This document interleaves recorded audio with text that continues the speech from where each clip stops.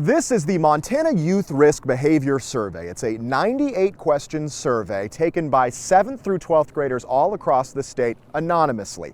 It's basically a way to measure how safe kids feel across a variety of issues. And the 2021 data is telling us that there is a massive call for help. The numbers were really scary to me. I thought that they were higher than I anticipated. And Renee Shoning is no stranger to the survey. Prior to becoming the Montana School Counselors Association Executive Director last June, she was a K-8 counselor in Deer Lodge for 16 years. I think that early intervention is key, and that's where we can make the most impact. 2021 is the first in the survey's 30-year history to be conducted in a pandemic, and the numbers show just how traumatic of an event COVID has been. 41.4% of high school students reported feeling depressed almost every day for at least 2 straight weeks.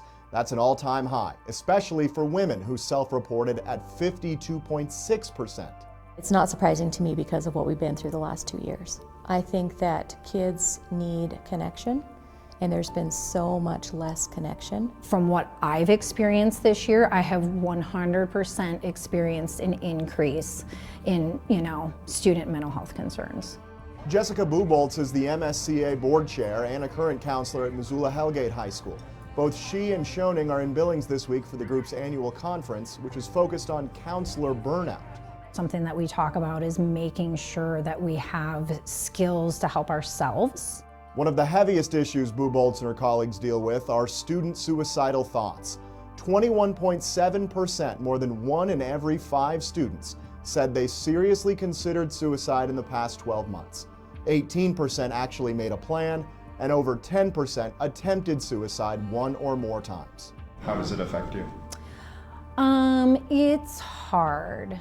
Working really with any person who is in a place where they're thinking about taking their lives, that's difficult. Suicide is definitely the hardest thing to have come across your desk. The other thing that's really hard is when a child discloses sexual abuse.